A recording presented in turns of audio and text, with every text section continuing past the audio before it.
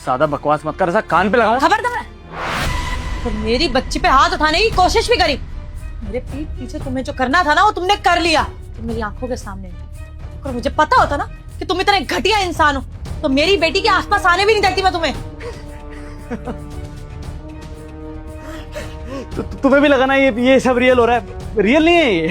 वो हाँ, वो मैं तुम्हें बता रहा था ना कि मुझे एक्टिंग करने का शौक चढ़ा है। मैं चाहता हूँ कि मैं कुछ लाइफ में अलग करूँ, क्रिएटिव करूँ। तो ये मेरी दोस्त है, मैं मंडी हाउस गया था, वहाँ मिली मुझे, बहुत अच्छी एक्टर है। तो हमने सोचा कि एक सीन रिहर्स कर लेते हैं, और सिचुएशन के बीच में ये सोफिया आ गई, तो सोफिया को भी हमने ले लिया इसमें। अब बहुत अच्छी एक्टिंग कर लेता हूँ वैसे मैं। तुम्हें कैसी लगी? एक्टिंग तो तुम बहुत अच्छी कर रहे हो, लेकिन इससे पहले जो था ना वो सच्चाई थी, और एक्टिंग तुम अब कर रहे हो। मुझे नहीं पता कि तुम मेरे साथ सिर्फ मेरे पैसों के लिए हो। मुझे लगा तुम मुझसे प्यार करते हो, मेरी बेटी से प्यार करते हो। एक्टिंग है ना, और सोफिया भी तुम्हारे साथ है। एक बार अगर सोफिया ने बोल दिया कि एक्टिंग थी और तुमने कुछ गलत नहीं किया तो माफ कर दूंगी। सोफिया, ये एक्टिंग हो रही थी क्या? सोफिया बेटा बताओ, पापा सही बोल रहे हैं ना? एक्टिंग थी, पापा तो पहली बार मिल रहे हैं ना। अपनी बेटी से पूछ रही हूँ ना, तुम्हें बोलने की जरूरत नहीं है। सोफिया बेटा, किससे डरने की जरूरत नहीं है, सच सच बताओ क्या चल रहा है यहाँ पर? मम्मा, आपके जाने के बाद ना ये आंटी यहाँ पर रोज आती हैं और ये दोनों मिलकर मुझे बहुत डांटते हैं, बहुत मारते हैं और घर का सारा काम मुझसे करवाते हैं। और मम्मा, ये दोनों एक्टिंग नहीं कर रहे, ये सच में ही ऐसे हैं। सुनिए, सच मुझे इतना पता है, मेरी बेटी तो झूठ नहीं बोली, और इसको सच बोलने की जरूरत भी नहीं थी। यही थी पर्दे के पीछे, और सब कुछ सुन लिया है और देख लिया है।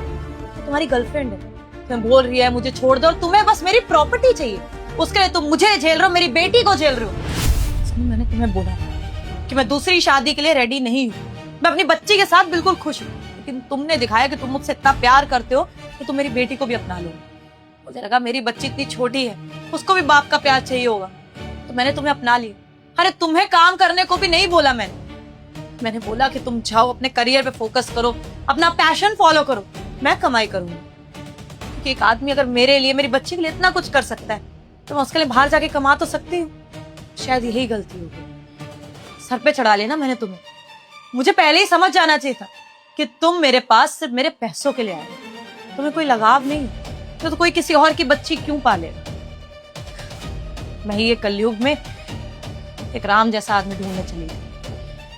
मुझसे ही गलती होगी, और वो गलती मेरी बेटी ने भुगती। सही, अगर तुम्हें पैसा चाहिए था ना तो मुझे बोल देते, दे देती मैं तुम्हें पैसा, लेकिन मेरी पीठ पीछे तुम मेरी बेटी को टॉर्चर करो, और ये साथ में।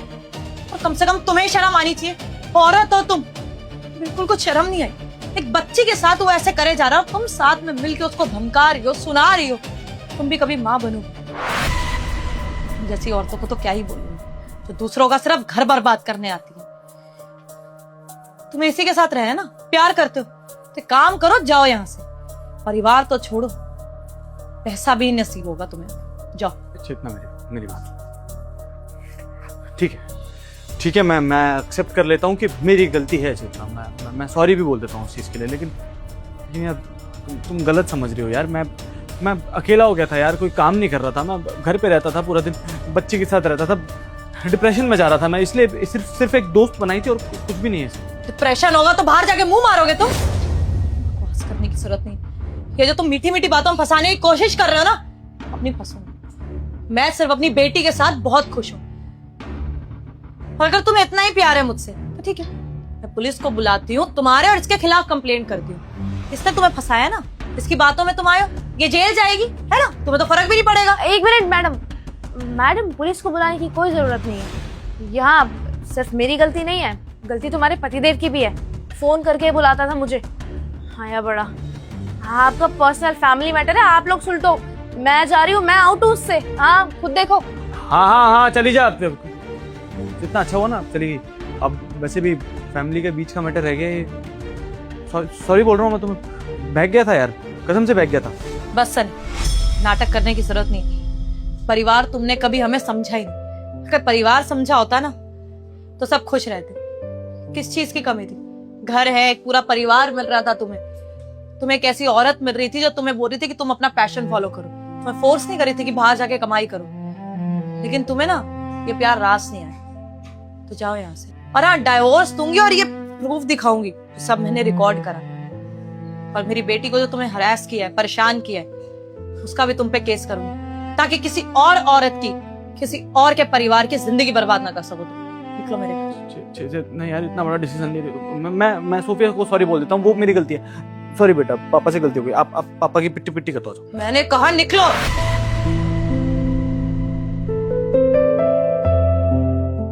सोफिया बेटा, आई एम सॉरी। मम्मा को सच में नहीं पता था कि इतने बुरे, नहीं तो कभी आपको इनके साथ अकेला नहीं छोड़ती।